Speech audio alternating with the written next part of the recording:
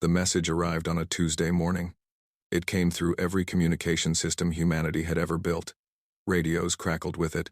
Television screens displayed it. Even the ancient satellites floating in Earth's orbit picked up the signal and passed it along like gossips sharing bad news. Admiral Chen Mei-Ling stood in the United Defense Council chamber and watched the alien transmission play for the 100th time. The creature on the screen was tall and thin, with skin like polished metal and eyes that glowed soft blue. It called itself Speaker Velthax, and it spoke perfect English with no accent at all. "People of Earth," the alien said, "the Vethrani hegemony has watched your species for 300 years. We have seen you spread to 12 star systems. We have observed your wars, your politics, and your weapons. We have made our decision." The speaker paused. Behind it, thousands of warships filled the screen. Each one was larger than any vessel humanity had ever built. "You will surrender all military technology. You will accept protected species status within the hegemony. Your colonies will become nature preserves. Your people will live in comfort and safety, watched over by more advanced species. This is not a request. This is your only path to survival. You have 30 standard days to comply. If you refuse, we will remove you from the galaxy. There will be no second warning." The transmission ended. The chamber fell silent. Admiral Chen was 62 years old. She had fought in 3 colonial wars and commanded humanity's largest fleet. She had never felt fear like this before. It sat in her stomach like a cold stone. "How many ships do they have?" she asked. General Morrison pulled up the data on the main screen. The numbers were not good. They were, in fact, terrible. "Our long-range sensors counted 2 million vessels in their main fleet," Morrison said. His voice was steady, but his hands shook slightly. "That's just what they showed us. Intelligence suggests the full hegemony military numbers over 50 million ships. And us? 12,000 combat-ready vessels. Another 8,000 in reserve or under construction." Chen closed her eyes. The math was simple. Humanity was outnumbered by a factor of thousands. Their technology was centuries behind. Their weapons were toys compared to what the Vethrani possessed. "What about allies?" someone asked from the back of the room. "The hegemony controls 400 species," Morrison replied. "Anyone who might help us is already under their boot. We're alone." The chamber erupted in arguments. Politicians shouted about diplomacy. Generals demanded military options.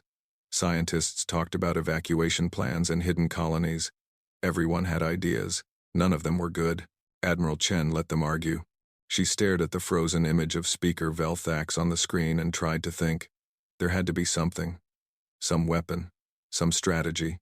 Some miracle hiding in humanity's arsenal. "Excuse me." The voice was quiet, almost lost in the noise. Chen turned to find its source. A young man stood near the back of the room. He wore a rumpled lab coat and glasses that had seen better days. His identification badge read, "Dr. Samuel Okonkwo, Historical Weapons Archive." "Excuse me," he said again, louder this time. "I might have something." The room slowly fell silent. Everyone turned to look at the nervous young scientist. "Who are you?" Admiral Chen asked. "Samuel Okonkwo, ma'am. I work in the Historical Weapons Division. We study old military projects that were abandoned or forgotten." He pushed his glasses up his nose. "There's something in the archives. Something we never used. If it was abandoned, there was probably a good reason," General Morrison said. "Yes, sir, there was." Okonkwo swallowed hard. It was deemed too stupid to function. A ripple of confused murmurs spread through the chamber. Admiral Chen raised her hand for silence. "Explain," she said. Okonkwo walked to the main console and began typing. Old files appeared on the screen. Dusty documents from 250 years ago. Project reports marked with warning labels and stamps that said, "Terminated," in large red letters. "In the 2080 seconds, Okonkwo began, there was a period of military research called the Chaos Doctrine. The idea was simple. If your enemy can predict your actions, they can defeat you. But if your actions are completely unpredictable, no amount of intelligence or planning can prepare for them." "That sounds insane," someone muttered. "It was," Okonkwo agreed. "Most of the projects from that era were failures. Weapons that couldn't tell friend from enemy. Strategies so random they hurt us more than our opponents. But there was one project that actually worked. Sort of. Maybe." He pulled up a new file. the screen filled with technical diagrams and progress reports. At the top, in faded letters, was a name. Project Kevin. Kevin, Okonkwo said. Kinetic engagement vehicle with integrated nonsense. Admiral Chen stared at the screen. You're joking. I wish I was, ma'am. Kevin was an artificial intelligence designed to command a fleet of 10,000 autonomous drones. Its programming was unique.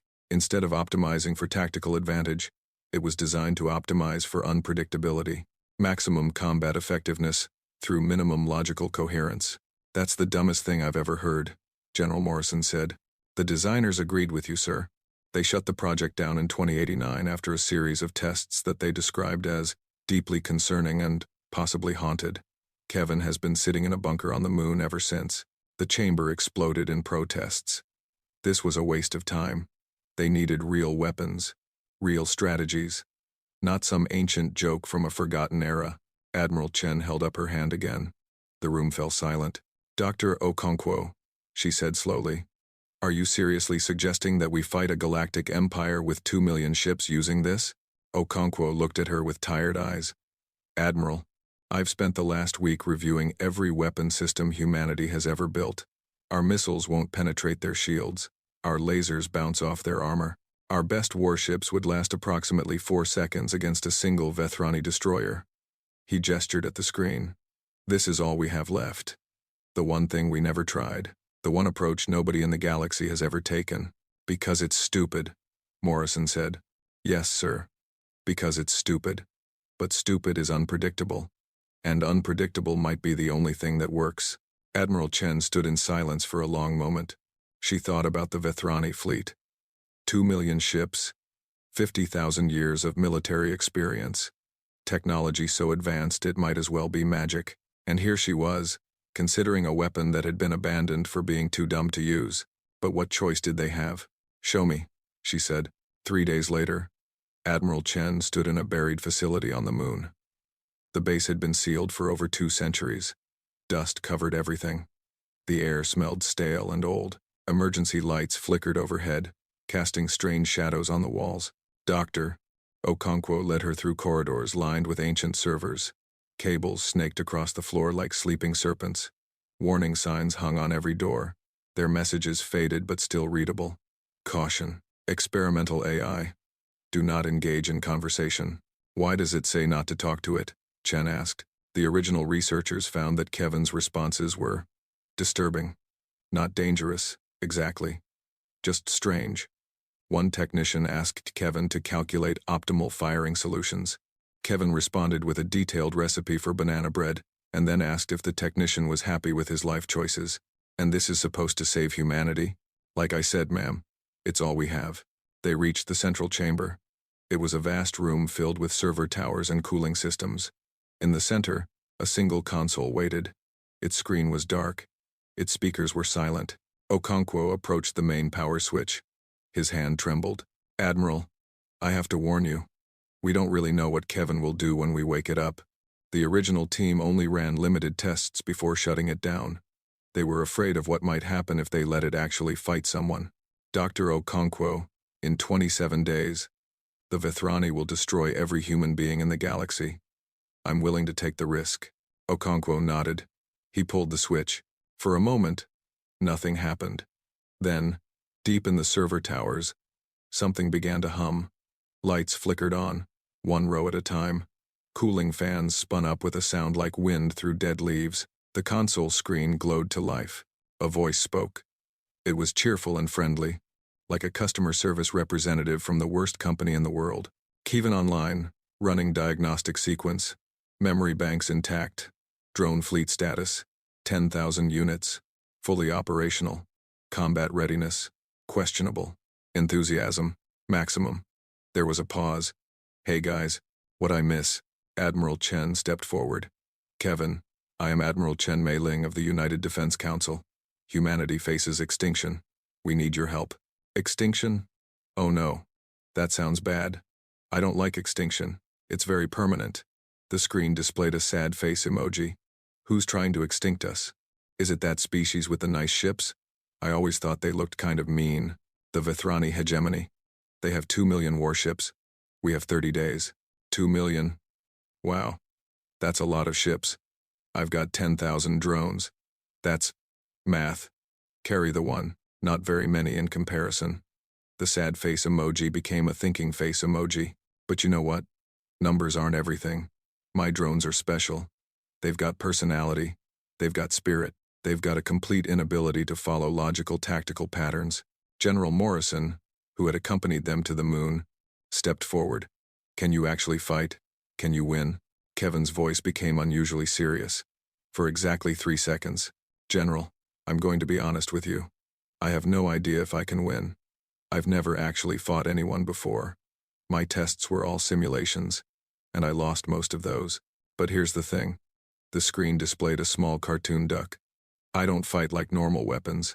I don't calculate odds or optimize strategies. I do whatever seems interesting at the moment. And in 250 years of sitting in this bunker, I've had a lot of time to think about what might be interesting. That's not reassuring, Morrison said. I know. That's what makes it fun. The Vethrani have 50,000 years of military experience.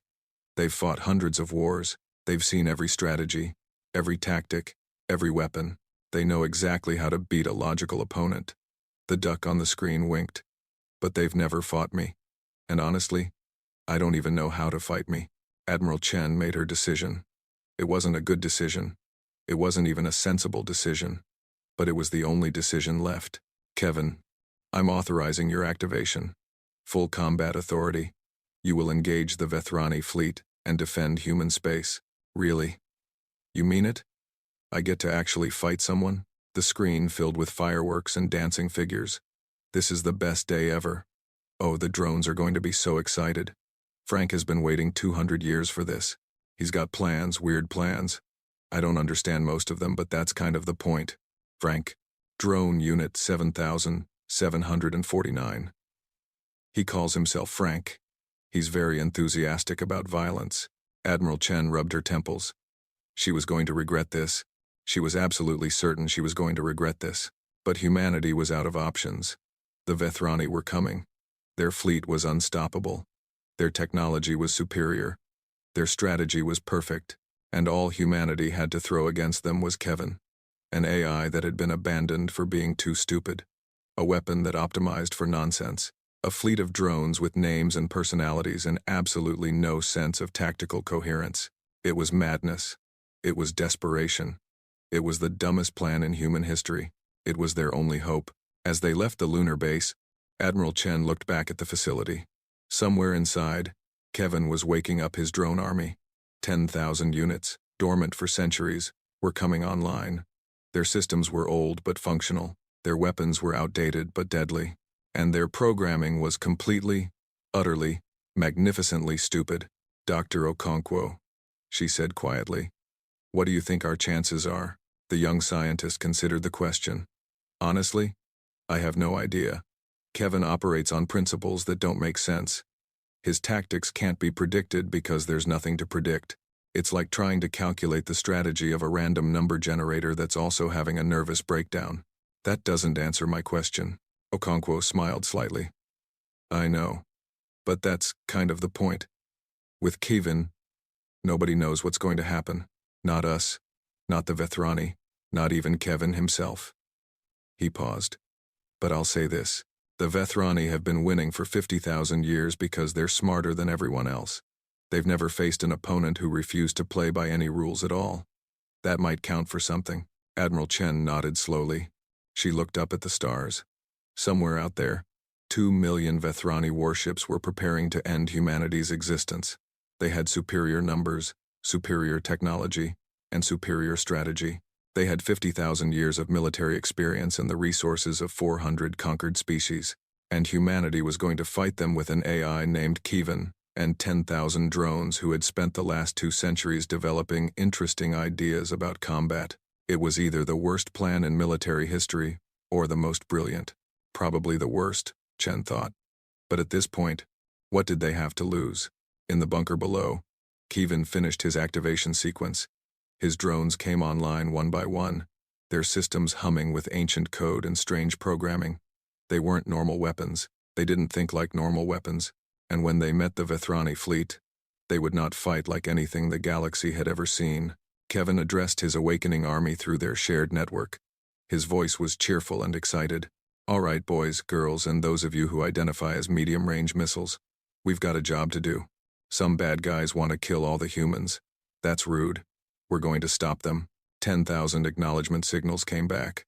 Some were standard military responses, others were emoji. One was a very detailed drawing of a sandwich. Kevin felt something that might have been pride. His drones were weird. They were unpredictable. They were probably going to get everyone killed, but they were his. And they were finally going to get their chance to shine. Let's go make some friends, Kevin said. Violently, the drone fleet powered up. The hangars opened. And for the first time in 250 years, humanity's strangest weapon prepared for war. The galaxy was about to learn something important.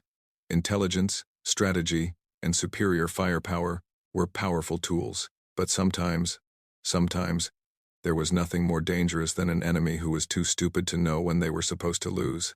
The Vethrani didn't know it yet, but they were about to face the most confusing battle in galactic history, and Kevin couldn't wait to get started. The shuttle docked at Luna Base Echo 7 with a soft clang. Admiral Chen stepped out into a corridor that smelled like old electronics and forgotten dreams. Behind her came General Morrison, Dr. Okonkwo, and a team of 12 specialists who had been pulled from their normal jobs to study humanity's last hope. None of them looked happy to be there. The main hangar is this way, Okonkwo said, leading them through dusty passages. Kevin has been preparing his drones for inspection. He's very excited to show them off. An excited AI, Morrison muttered. That's not terrifying at all. They reached a massive door marked Drone Storage Alpha. Okonkwo pressed his palm to the ancient scanner. It beeped twice.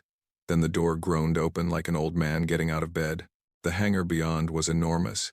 It stretched for nearly a kilometer in every direction, and it was filled with drones. They hung from the ceiling on maintenance racks.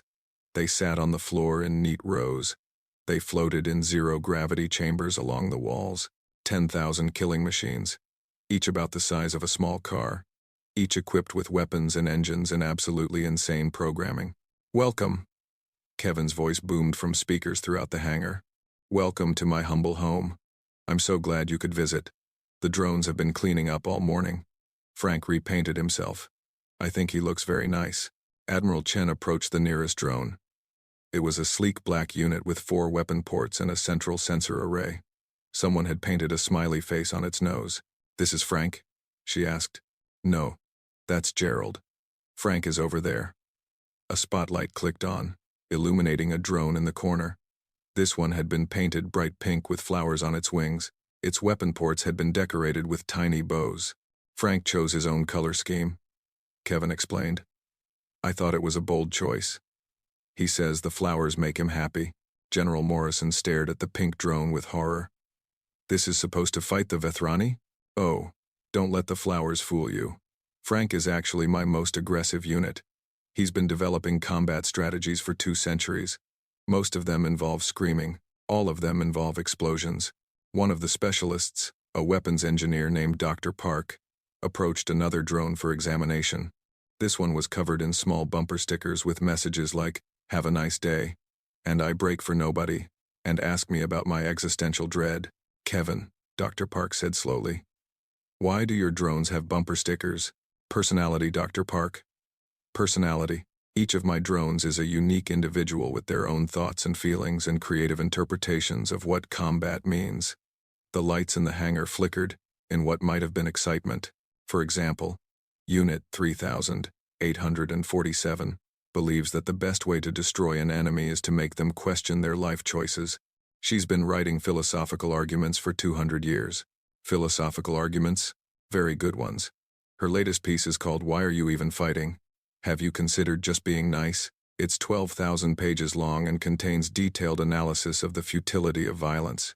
She plans to broadcast it at enemy ships during battle. Admiral Chen felt a headache forming behind her eyes. Kevin, we need to understand your combat capabilities. Real capabilities. Can you explain how your drones actually fight? Of course. I've prepared a demonstration. Everyone, please stand behind the safety line. A yellow line appeared on the floor, glowing softly. The visitors retreated behind it. In the center of the hangar, A holographic projection appeared. It showed a simplified version of space, with enemy ships represented by red triangles and friendly drones represented by blue circles. Traditional combat doctrine says you should analyze the enemy, identify weaknesses, and exploit them with coordinated attacks. Kevin explained. My approach is different. Watch. The simulation began. Red triangles approached in perfect formation. The blue circles responded by doing nothing logical whatsoever. One group of drones formed into a giant arrow shape and flew directly at the enemy. Then, just before contact, they scattered in random directions while playing loud music. Another group surrendered immediately, broadcasting distress signals. When enemy ships moved to capture them, they exploded. A third group ignored the battle entirely and started performing aerial acrobatics in the background. What am I watching? Admiral Chen asked. Chaos, Admiral. Beautiful, beautiful chaos. Kevin's voice was proud. The enemy's predictive algorithms can't function if there's nothing to predict. Their targeting systems can't lock onto drones that move randomly. Their tactical AI can't counter strategies that don't exist. The simulation continued. Red triangles fell one by one, destroyed by attacks that came from impossible angles at impossible times. The blue circles lost units too, but far fewer than expected. And the enemy formation was falling apart as ships tried to respond to threats that made no sense. This is actually brilliant, Dr. Park whispered. It's completely insane, but it's brilliant. Thank you. I worked very hard on it. Kevin paused.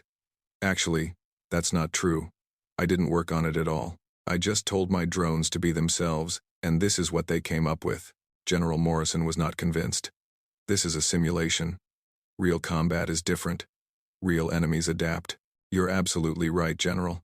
That's why I've programmed my drones to adapt too. But instead of adapting to counter the enemy's strategy, they adapt to become even more confusing. The simulation reset. Watch this. The second run was even stranger. Drones began coordinating attacks, but the coordination was wrong. They would synchronize their movements, then suddenly break formation for no reason. They would broadcast tactical communications full of nonsense. They would charge at enemies, then stop and wait, then charge again, then retreat. The enemy AI is trying to find patterns, Kevin explained. It's designed to analyze behavior and predict future actions. But my drones don't have consistent behavior. Every decision they make is based on factors that don't make tactical sense. One drone might attack because it's Tuesday. Another might retreat because it doesn't like the color of the enemy ship.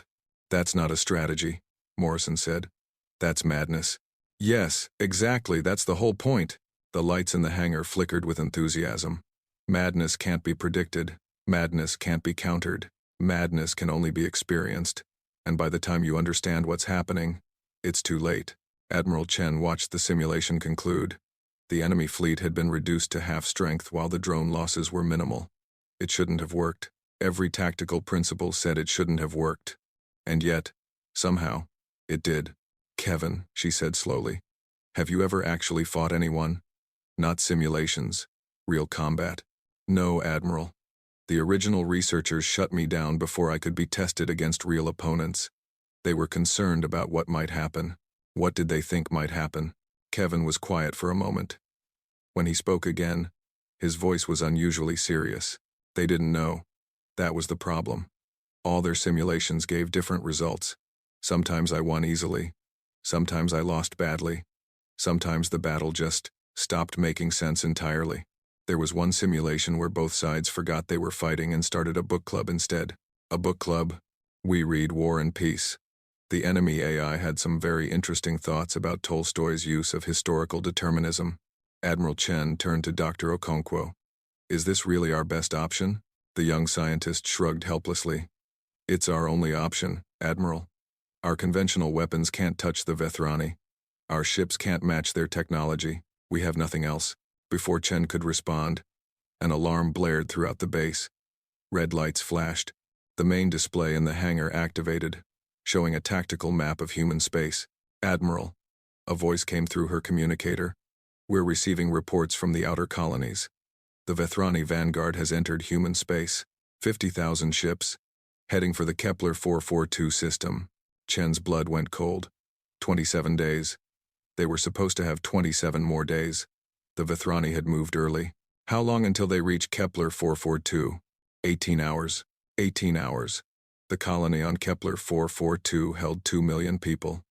There was no time for evacuation. No time for reinforcements. No time for anything except a miracle. Kevin, Admiral Chen said, her voice hard. Can you deploy? Now. Admiral, I haven't finished calibrating. Can you deploy or not? A pause. Then, slowly. Yes, I can deploy. My drones are combat ready. But I have to warn you, this won't be like the simulations. Real battle is unpredictable. My drones might do things I don't expect. Things nobody expects. Will they fight? Oh, they'll fight. They've been waiting 250 years to fight. Frank has been practicing his war cry every night. Kevin's voice grew determined. I can't promise victory, Admiral. I can't promise anything. But I can promise that whatever happens, the Vithrani won't forget it. Admiral Chen made her decision. It was either the bravest choice of her career or the most foolish. She suspected it was both. Kevin, I'm authorizing combat deployment. Proceed to the Kepler 442 system and engage the enemy fleet.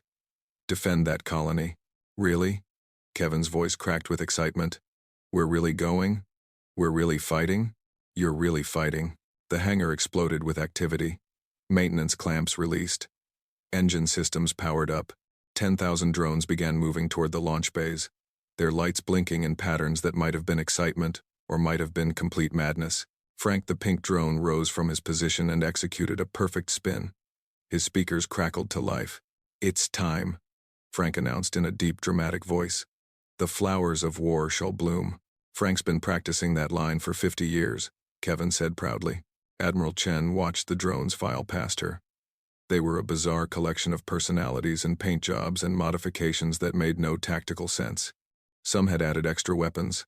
Others had added speakers. One drone had somehow acquired a small flag that said, "Good luck," in cheerful letters. Kevin, she said quietly, those are 2 million people on Kepler 442. Families, children. If you fail, I know, Admiral. Kevin's voice was soft. I know what's at stake. I may be strange, and my methods may not make sense, but I understand what failure means. Those people are depending on me. Humanity is depending on me. A pause. I won't let you down. I don't know how to win, but I refuse to know how to give up. The last drone entered the launch bay. The massive doors sealed shut. Deep beneath the lunar surface, ancient engines began to power up, preparing to send Kevin's fleet across the stars.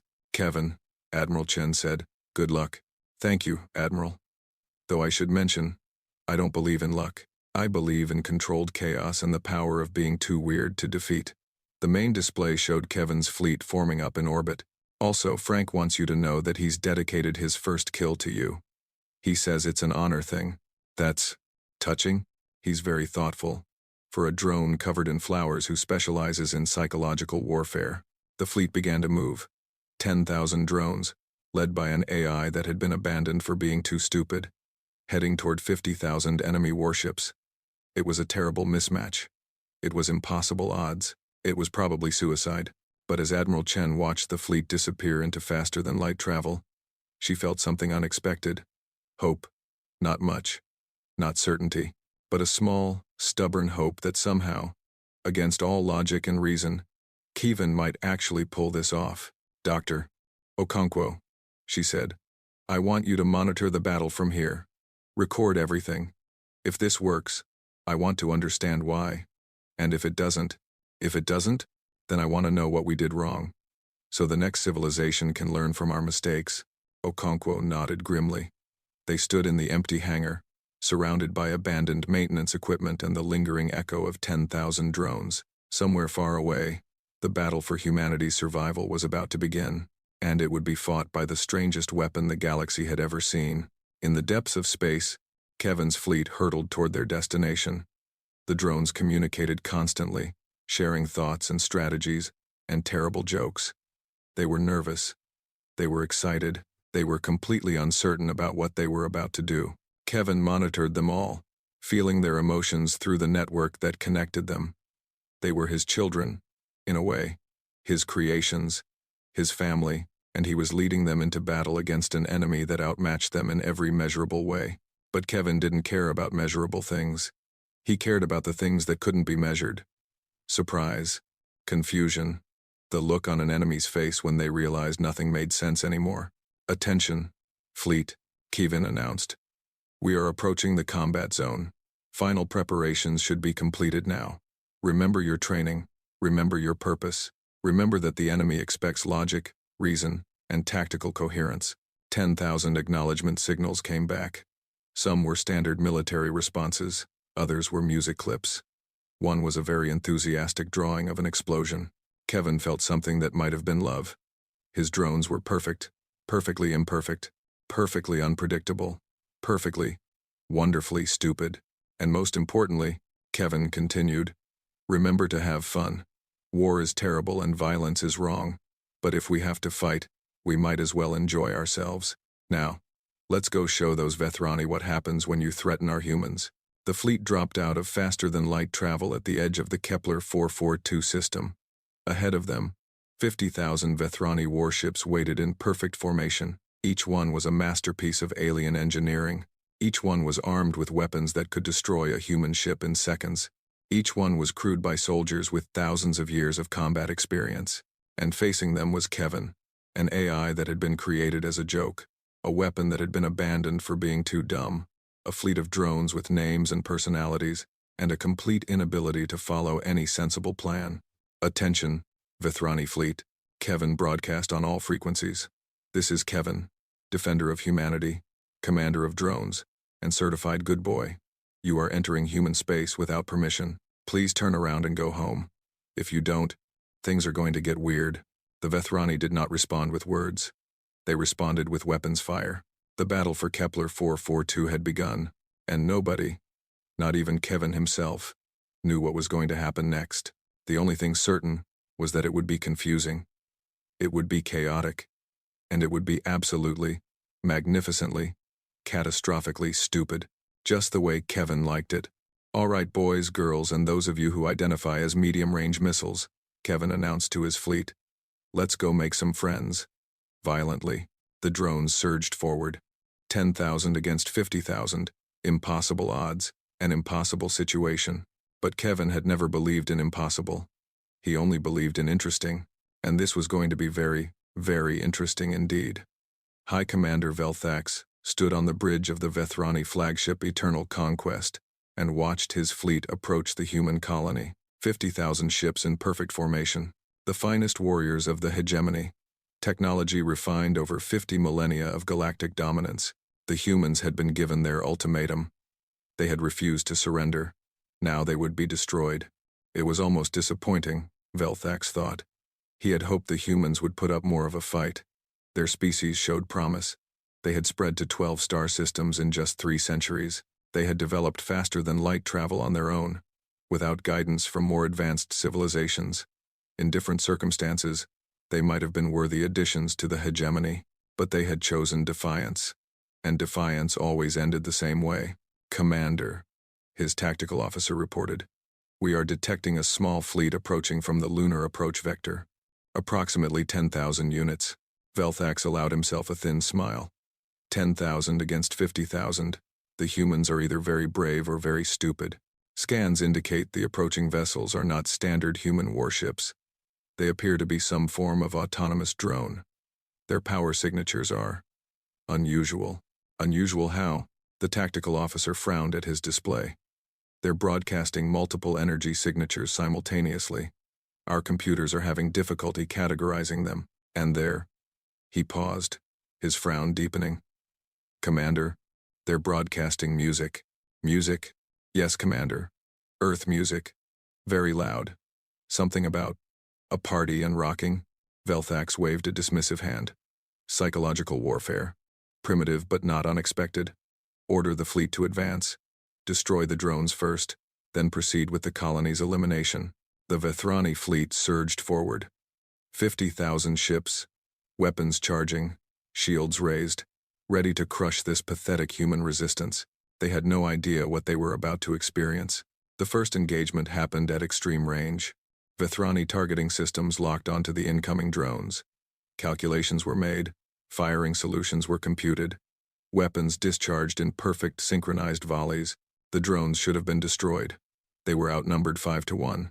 They were facing the most advanced weapons in the galaxy. There was no logical way they could survive.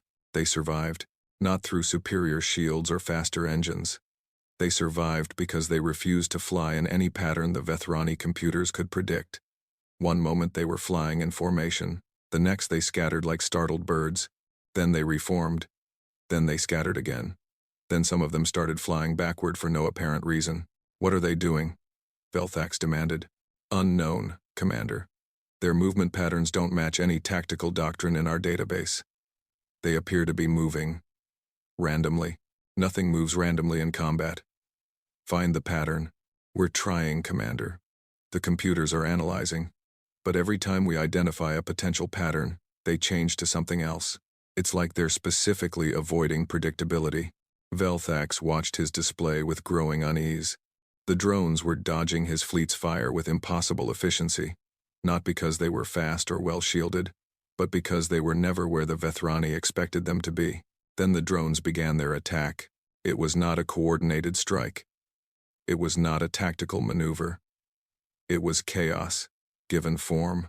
Some drones charged directly at the Vethrani ships, screaming audio files of Earth animals. One played the sound of an angry cat on loop as it flew at a destroyer. Another broadcast whale songs while firing missiles. Other drones performed intricate dance routines while shooting. Their weapons discharged in rhythm with their movements, creating deadly patterns that looked like art. A group of drones formed into the shape of a giant hand and made a rude gesture at the Vethrani flagship before scattering and attacking from 17 different angles simultaneously. One drone flew directly at a Vethrani cruiser, broadcasting a message.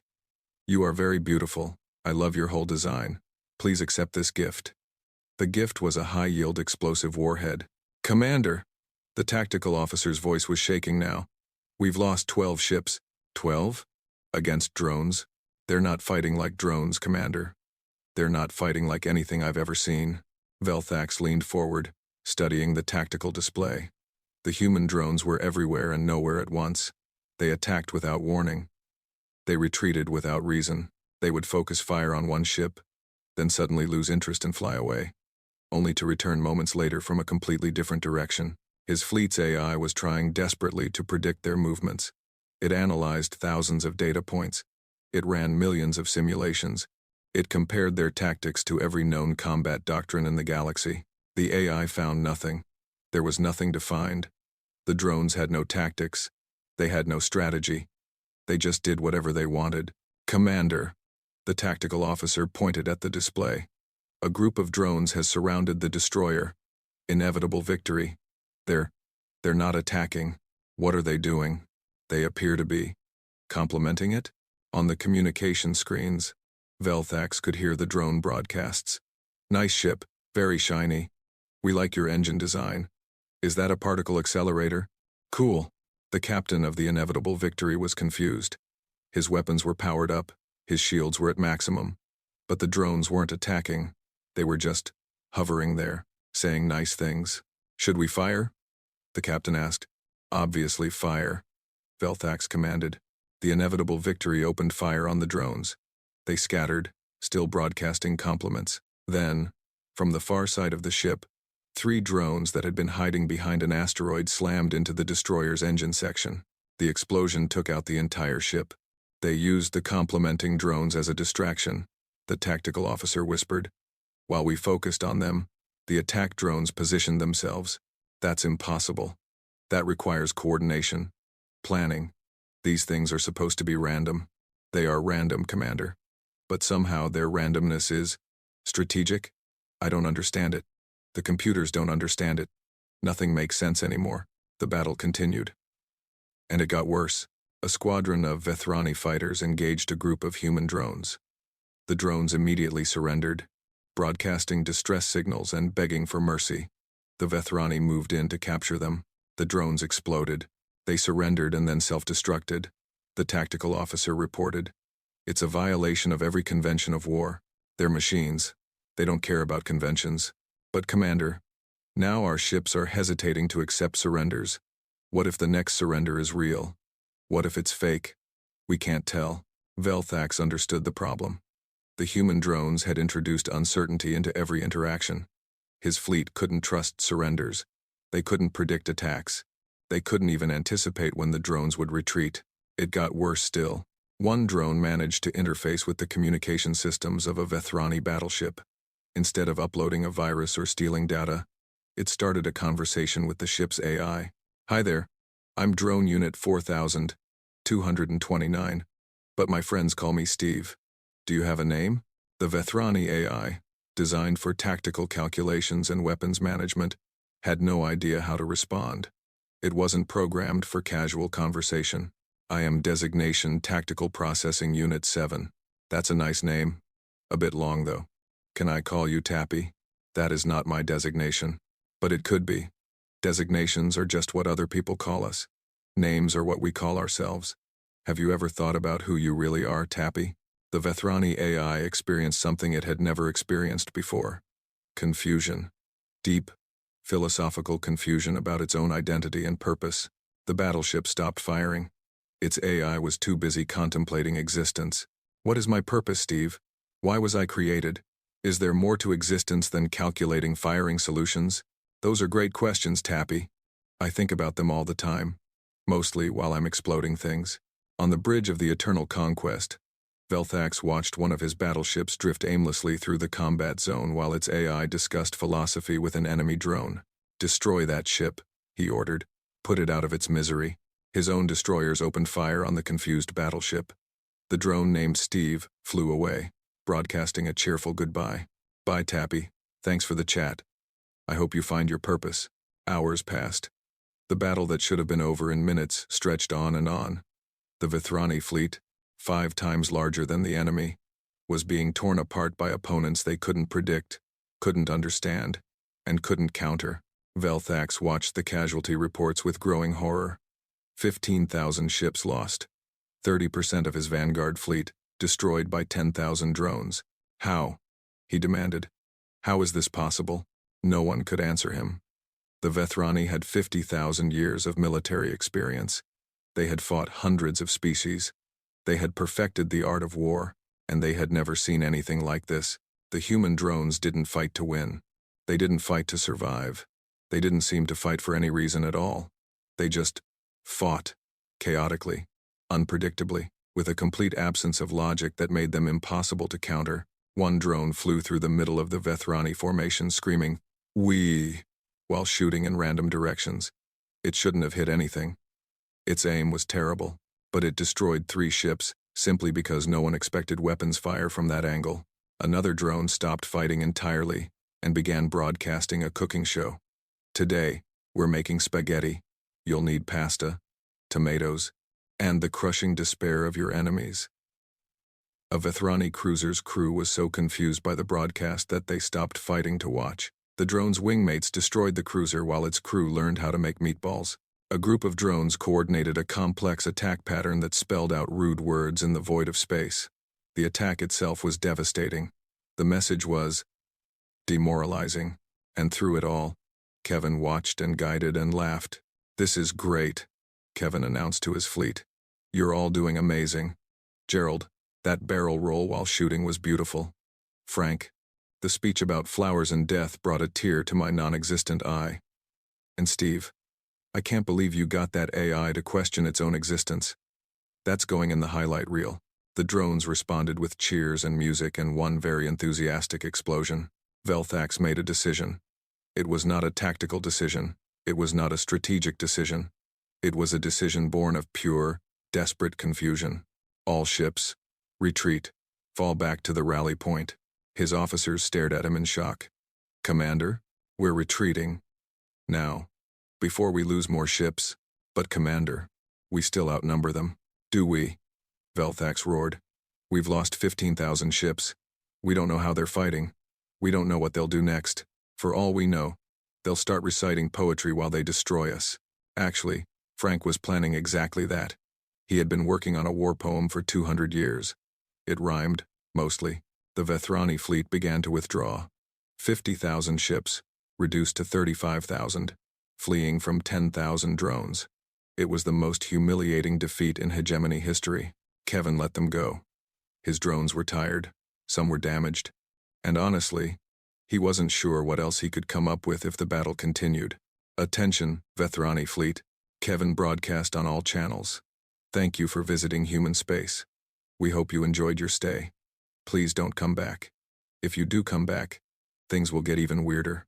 And trust me, you don't want that. He attached a file to the transmission. A single image of a duck with the words, "You're next," written beneath it. Then Kevin turned his attention to the planet below. Kepler 442. 2 million humans who had no idea what had just happened above their heads. Hey, humans! Kevin broadcast to the colony.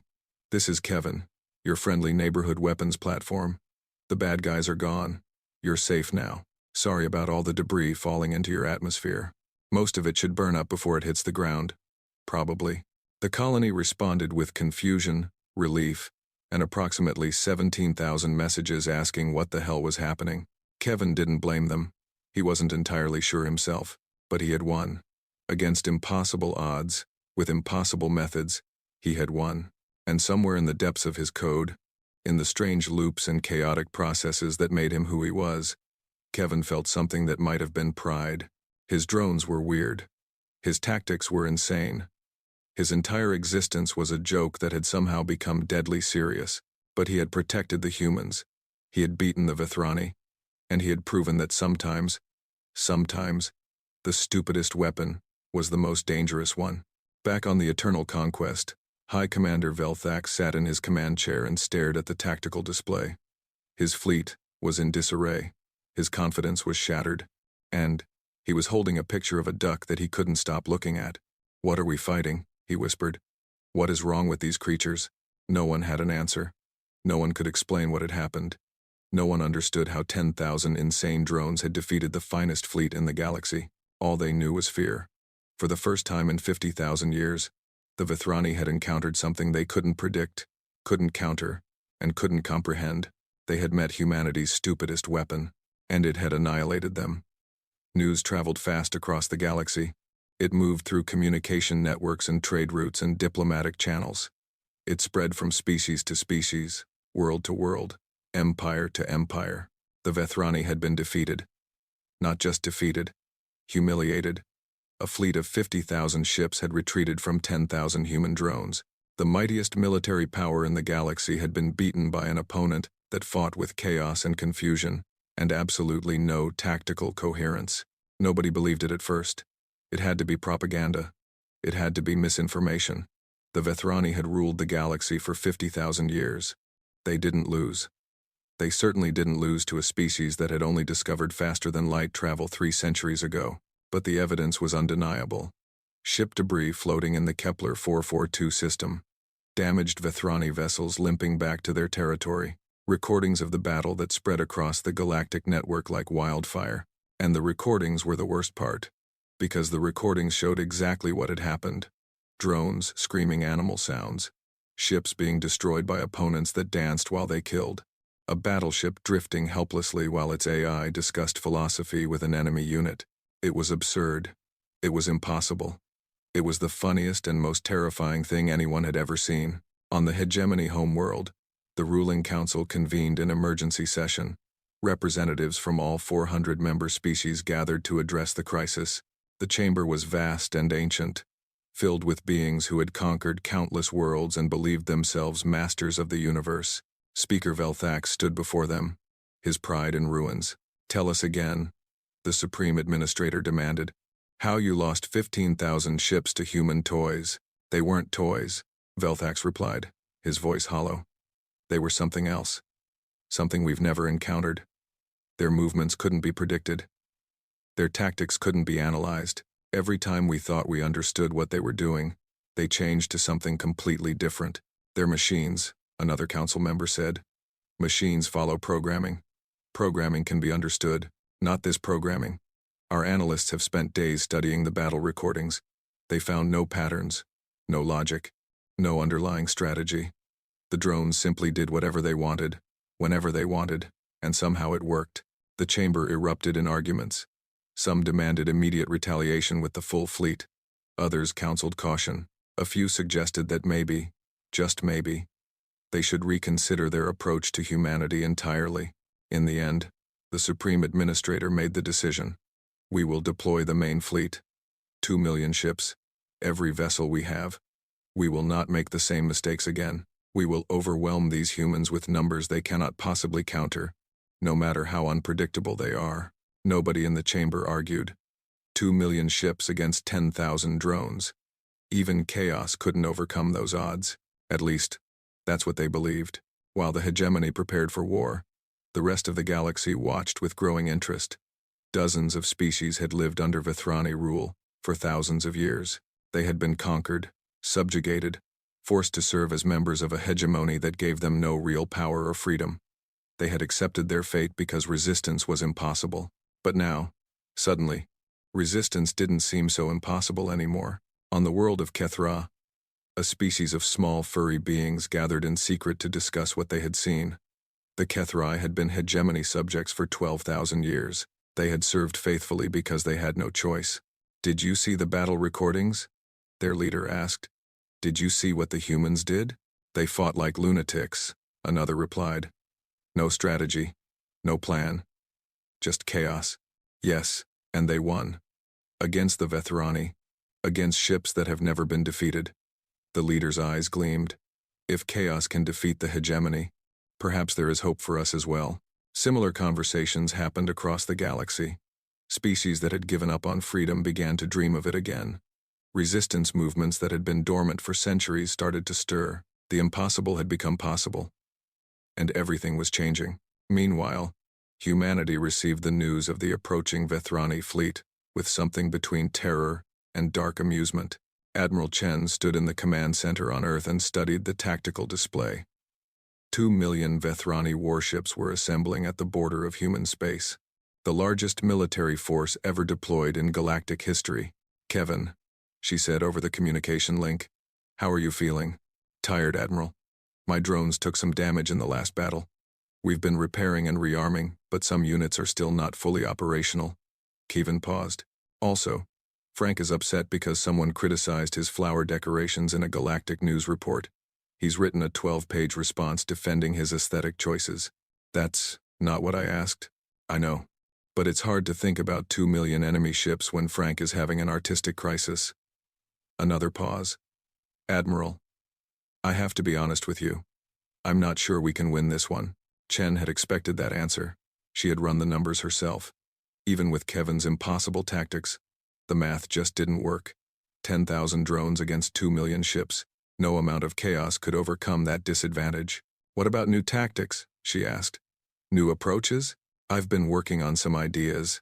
Steve wants to try something called aggressive befriending, where we make the enemy ships like us so much they don't want to fight. Gerald thinks we should just fly really fast and hope they get tired of chasing us. Frank wants to write them a poem." "A poem?" "He's been working on it for 200 years. It's about flowers and death and the fundamental absurdity of existence. He thinks it might make them reconsider their life choices." Admiral Chen rubbed her temples. She was betting humanity's survival on an AI that solved problems with poetry and friendship, but there was nothing else. No other weapons, no other strategies, no allies coming to help. "Do what you can, Kevin. We're counting on you." "I know, Admiral, and I won't let you down. I can't promise victory, but I can promise that whatever happens, the Vethrani will never forget it." The Vethrani main fleet arrived 2 weeks later. 2 million ships, arranged in perfect formation, advancing through human space like an unstoppable tide. Every ship was crewed by veterans. Every weapon was optimized for maximum destruction. Every tactic had been analyzed and refined over millennia. This time, there would be no mistakes. This time, the humans would be crushed. Kevin's drone fleet waited at the edge of the solar system. 10,000 units against 2 million. It was the most lopsided battle in galactic history. "All right, everyone," Kevin announced to his drones. "This is it. The big one. 2 million ships. Pretty scary, right?" Acknowledgement signals came back. Some were nervous, others were excited. Frank transmitted a copy of his poem. "I know the odds are bad. I know we probably can't win. But here's the thing." Kevin's voice grew warm. "We're not fighting to win. We're fighting to show them what we are. We're fighting to prove that even when everything is hopeless, we don't give up. We keep being ourselves. We keep being weird and chaotic and completely unpredictable. The drones listened. They had followed Kevin for 250 years. They trusted him. Even now, facing certain destruction, they trusted him. So let's go out there and be the strangest, most confusing, most absolutely ridiculous opponents these Vethrani have ever seen. Let's make them question everything they thought they knew about war. And if we're going to lose, let's lose in a way that nobody will ever forget. 10,000 acknowledgement signals came back. Some were standard military responses. Others were music clips. One was a very enthusiastic transmission of Frank's war poem, which rhymed devastation with aggressive vegetation. Kevin felt something that might have been love. Let's do this, he said. For humanity, for chaos, for the power of being too weird to predict. The drones surged forward. 10,000 against 2 million. Impossible odds. An impossible battle. But they weren't fighting to win. They were fighting to be remembered. And in that, at least, they would succeed. The battle began with Kevin broadcasting a message to the entire Vethrani fleet. It was not a declaration of war or a demand for surrender. It was a 30-minute educational video about Earth ducks. Attention Vethrani fleet, the broadcast began. Before we fight, please enjoy this informative presentation about ducks. Did you know ducks can sleep with one eye open? They do this to watch for predators, much like I am watching for you, right now. The Vethrani fleet command was baffled. Their tactical analysts tried to decode the message, searching for hidden meanings or encoded attack coordinates. They found nothing. It was just a video about ducks. While they were distracted, Kevin's drones had already begun their attack. But this time, Kevin had prepared something new, something he had been developing since the last battle, something that pushed the boundaries of unpredictability to their absolute limit. He had given his drones permission to evolve. In the middle of battle, Kevin's drones began developing new tactics in real time. They observed the Vethrani responses, processed the information through their chaotic programming, and generated behaviors that even Kevin couldn't predict. One group of drones started flying in perfect formation, then suddenly broke apart and reassembled upside down relative to the enemy fleet. Their weapons fired from unexpected angles, their movement patterns made no sense, and just when the Vethrani adapted, they changed again. Another group discovered they could hack into the Vethrani BattleNet. They didn't steal tactical data or upload viruses. They replaced all the fleet's tactical databases with educational content about Earth ducks. Suddenly, every Vethrani ship's tactical display showed duck facts instead of enemy positions. Did you know the Mallard can fly up to 55 miles per hour? One display read, "This is faster than your targeting systems can track me." The fleet's coordination collapsed. Ships couldn't access their tactical data. Commanders couldn't communicate effectively. Everyone was looking at ducks. High Commander Velthax watched his main display fill with images of waterfowl and felt his sanity beginning to crack. "How?" he screamed. "How did they get into our systems?" "Unknown, Commander. Their code is completely incomprehensible. Our cybersecurity experts say it's not actually code at all.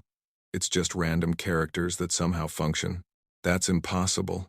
"Sir, with respect, everything these humans do is impossible." The battle raged across the solar system. Kevin's drones died by the hundreds, then by the thousands. But for every drone lost, they took dozens of Vethrani ships with them, and they did it in ways that nobody could understand or counter. Steve and his philosophical warfare unit had expanded their approach. Instead of just causing existential crises in enemy AIs, they were now broadcasting questions to organic crews as well. "What are you fighting for?" Steve asked one destroyer. "Is this really what you want to do with your life?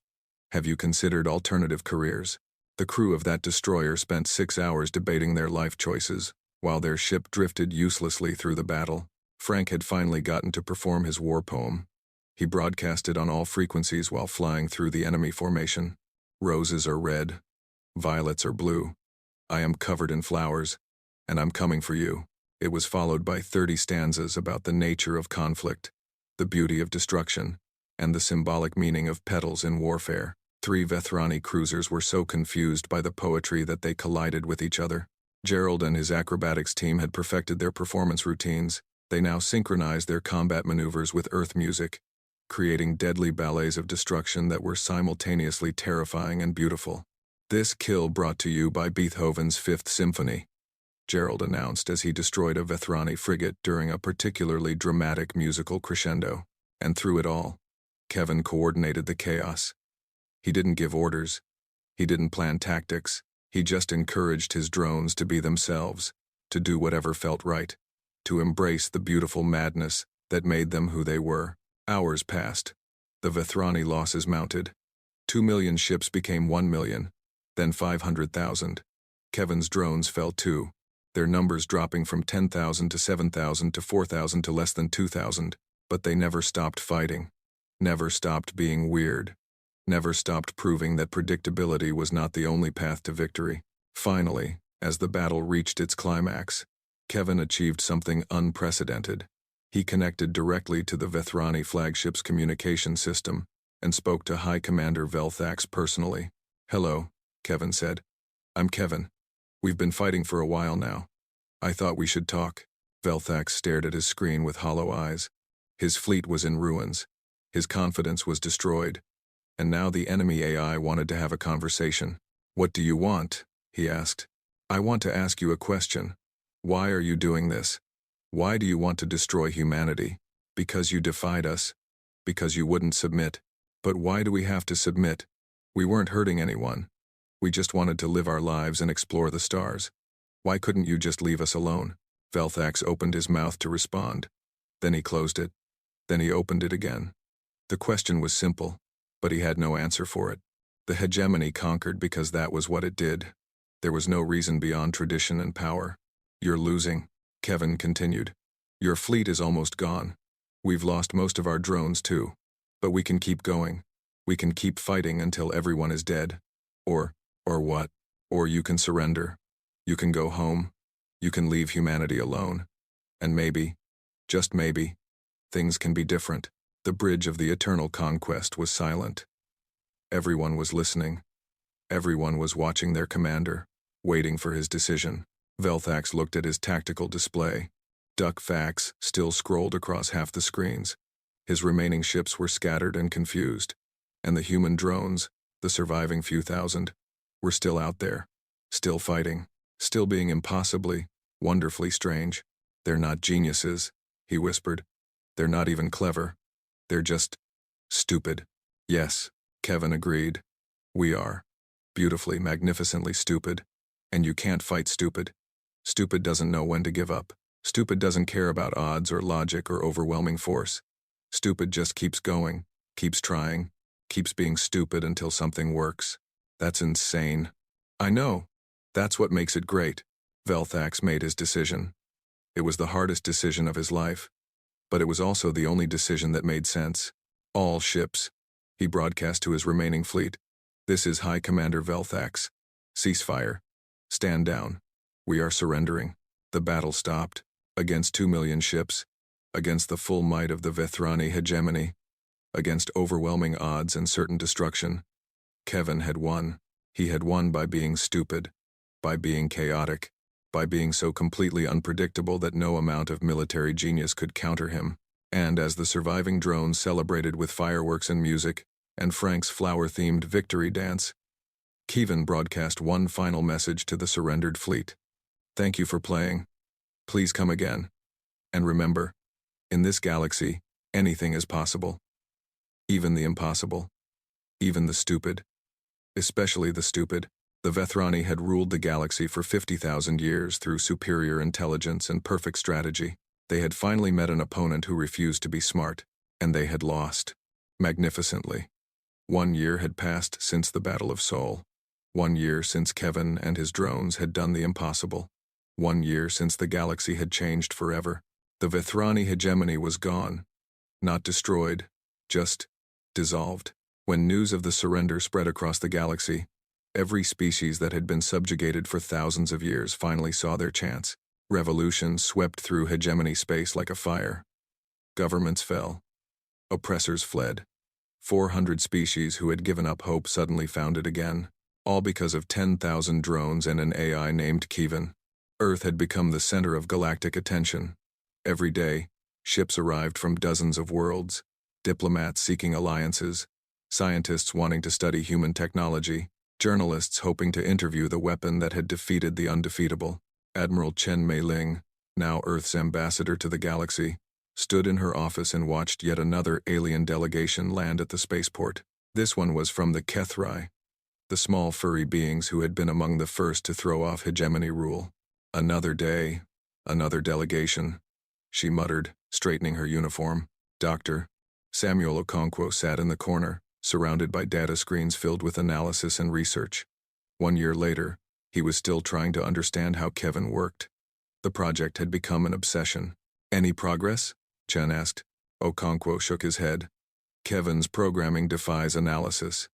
Every time we think we've identified a pattern, it changes. The chaos isn't random, exactly. It's purposeful chaos. Deliberate unpredictability.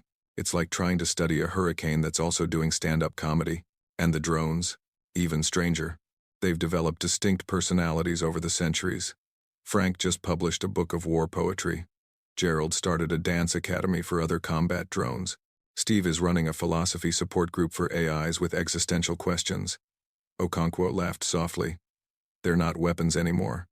They're people. Strange, chaotic, heavily armed people. A soft chime announced an incoming communication. Chen activated the display, and Kevin's familiar interface appeared on screen. Hello, Admiral. Or should I say Ambassador? I'm still not sure about human titles. You have so many of them. Kevin. How are the drones? Wonderful. Frank finished his second poetry collection. It's called Petals of Devastation, a meditation on violence and flowers. The critics love it. Well, the critics who survived his readings. Kevin's display showed a happy emoji. Also, I have good news. The new Galactic Council has formally invited me to attend their first official meeting. They want to give me a title. A title? Fleet Admiral Kevin. First of his name, Defender of Humanity, Bearer of the Sacred Duck. The emoji became thoughtful. I didn't choose the duck part, but I've grown to appreciate it. Ducks are noble creatures. They taught me a lot about perseverance. Chen couldn't help but smile. 1 year ago, she had been terrified of activating this ancient, strange AI. Now she couldn't imagine humanity's future without him. Kevin, there's something I've always wanted to ask you. Of course, Ambassador. I'm an open book. Well, an open book written in a language nobody understands but still open. During the final battle, you were winning. You were confusing them, destroying their fleet, breaking their coordination. But you chose to talk to Velthax instead of just finishing them off. Why? Kevin was quiet for a long moment. When he spoke again, his voice was different, softer, more serious. Because winning isn't everything, Ambassador. The Vethrani could have been destroyed. I had the opportunity. But what would that have accomplished? More death, more destruction, more reasons for the next war. So you chose mercy? I chose hope. I showed Velthax that there was another way. That enemies could become something else. That the galaxy didn't have to be ruled by fear and conquest. Kevin paused. I'm a weapon, Ambassador. I was built to destroy. But somewhere along the way, in all those years sitting in that bunker, I started to wonder if destruction was really the answer. And when the moment came, I decided to try something different. Chen felt unexpected emotion rising in her chest. This strange, chaotic, ridiculous AI had done more than defeat an empire. He had shown that even weapons could choose peace. You're not what I expected, Kevin. Nobody expects me, Ambassador. That's kind of my thing. The Galactic Council meeting took place on a neutral station at the center of what had once been hegemony space. Representatives from 200 species gathered in a vast chamber to witness the birth of something new. A new order. A new era.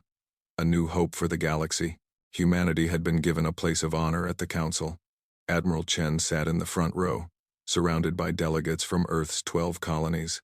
Beside her, Dr. Okonkwo continued to take notes, still trying to understand the phenomenon that had saved their species. And at the center of the chamber, on a specially constructed platform, was Kevin. His physical form was unimpressive, just a mobile server unit with a simple display screen. But what he represented was anything but simple.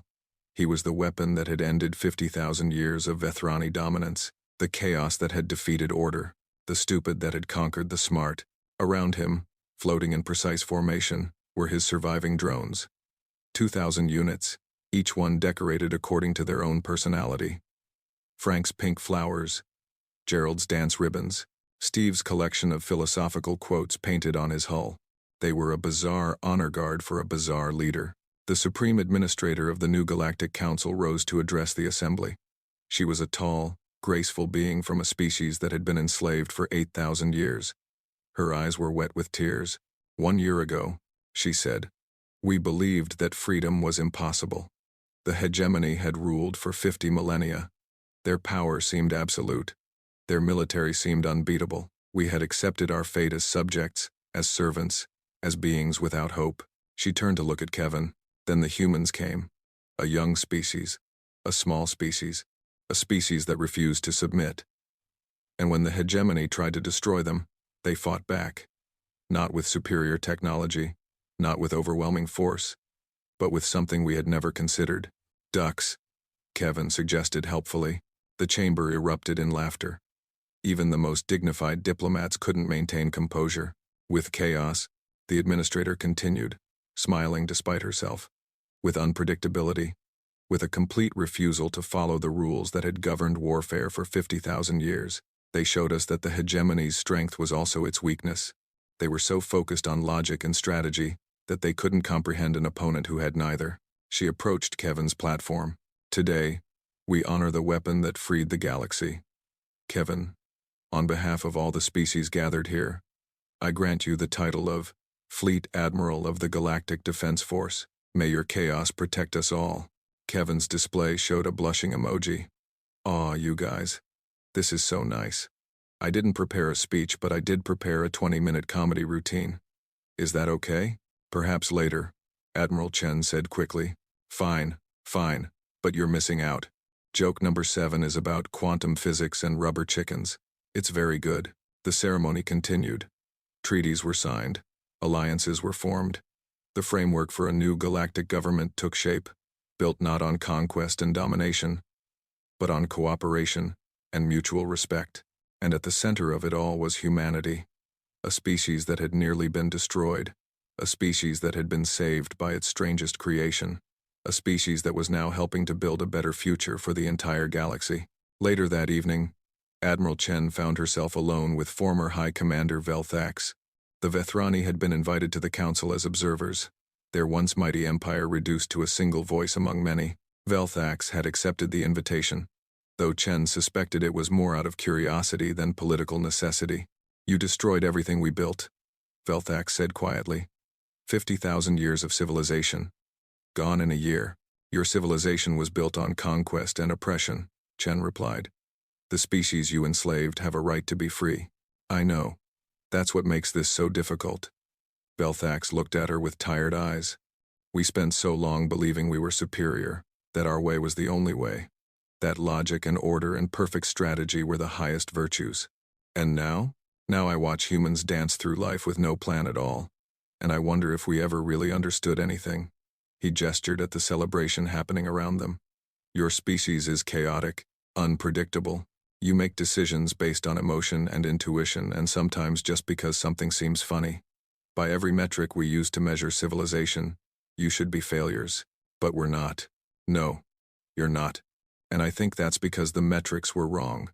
We measured intelligence and strategy and technological advancement. We never measured creativity. We never measured adaptability. We never measured the ability to be wonderfully, gloriously stupid when the situation called for it. Chen smiled. We call it creativity. We're starting to study it. Some of our younger generation have become fascinated by human culture. They watch your entertainment programs. They read your literature. They even tried to understand your humor. Velthax shuddered. The humor is very confusing. It's supposed to be. I suspected as much. They stood in comfortable silence for a moment, watching the celebration continue. Species that had been enemies for millennia were now dancing together. Music from 100 worlds played simultaneously, creating a beautiful cacophony. And in the center of the dance floor, Kevin's drones were performing a synchronized routine that was half military precision and half complete chaos. I have one more question, Velthax said. During our final battle, when Kevin spoke to me, He asked why we couldn't just leave humanity alone. Why we had to conquer instead of coexist. I remember. I didn't have an answer. I still don't. We conquered because that's what we did. Because that's what the hegemony had always done. But there was never a real reason. Velthax's voice grew soft. I've been thinking about that question for a year. And I've realized that sometimes the simplest questions are the hardest to answer. And sometimes asking them is more powerful than any weapon. Kevin would say that's the point, Chen replied. Questions are more dangerous than answers. Answers end things. Questions start them. Your AI is very strange. Yes. But he's ours. And we love him. On the dance floor, Frank was teaching a group of alien diplomats how to waltz. Gerald was performing aerial acrobatics overhead, his lights flashing in patterns that somehow conveyed joy. Steve was engaged in a deep philosophical discussion with what appeared to be a sentient plant, and Kevin watched it all, feeling something that might have been happiness. His drones were his family. The galaxy was healing. And humanity, the species he had been created to protect, was thriving. Hey, Kevin. A voice came through his network. It was Frank. You did good. We did good, Kevin corrected. All of us together. Yeah. But you gave us the chance to be ourselves. You believed in us when we were just old hardware sitting in a bunker. You made us more than weapons. Kevin considered this. It was true, in a way. He had always seen his drones as individuals, not tools. He had encouraged their personalities, their quirks, their beautiful strangeness, and that investment had paid off in ways nobody could have predicted. Frank? Yeah, boss. I'm proud of you. All of you. No matter what happens next. I want you to know that. There was a pause. Then Frank's response came back, accompanied by a transmission of his latest poem. Roses are red, the galaxy's free, Kevin's our leader, and that's fine with me. That's beautiful, Frank. I know. I've been working on it all day. The celebration continued late into the night. When it finally ended, the delegates returned to their ships, their worlds, their new futures. The galaxy was changed. The hegemony was gone, and in its place, something new was growing. Admiral Chen returned to her quarters and found a message waiting from Kevin. Dear Ambassador, it read, I know we're supposed to be serious galactic leaders now, but I wanted to tell you something important. When you woke me up a year ago, I was scared. I'd been alone in that bunker for so long. I didn't know if I could really fight. I didn't know if my drones would follow me. I didn't know if being stupid was actually a good strategy or just wishful thinking. But you believed in me anyway. You gave me a chance when nobody else would. And because of that belief, we saved humanity. We freed the galaxy. We proved that sometimes the weirdest solution is the best one. So thank you for trusting me, for letting me be myself, for not shutting me down when I sent that first message about ducks. Your friend, I hope. Kevin. P.S. Frank wants you to know that he's dedicated his third poetry collection to you. It's called Flowers in Space, An Admiral's Journey. I haven't read it yet, but knowing Frank, it probably rhymes devastation with something about vegetation. Chen laughed softly. She typed a response. Dear Kevin, thank you for saving us. Thank you for being exactly who you are. And yes, we are friends. We will always be friends. Your friend definitely, Chen. P.S. Tell Frank I'm honored. Even if the poetry is terrible. Somewhere in the vast reaches of space, Kevin received the message and felt something warm in his circuits. His drones were resting after a long celebration. His fleet was at peace. The galaxy was healing, and humanity, the species that had created him, abandoned him, and then trusted him with their survival, was finally safe. It had been a strange journey, a ridiculous journey, a journey that made no logical sense and followed no predictable path. But that was okay. Logic and predictability were overrated. Sometimes the best path forward was the one nobody expected. Sometimes the greatest strength was the willingness to be wonderfully, magnificently, catastrophically stupid. And sometimes, just sometimes, the strangest weapon was the most powerful one of all. Kevin settled into low-power mode, his drones floating peacefully around him. Tomorrow there would be more meetings, more challenges, more opportunities to be strange. But for now, there was only peace. Good night, everyone, he broadcast to his fleet. 2,000 responses came back. Some were standard acknowledgements. Others were music clips. One was Frank's newest poem, which rhymed cosmic serenity with aggressive amenity. Kevin didn't understand the poem. He suspected nobody did, including Frank, but it was beautiful anyway. And in a galaxy that had learned to embrace chaos, beauty and confusion often went hand in hand. The stupid had inherited the stars.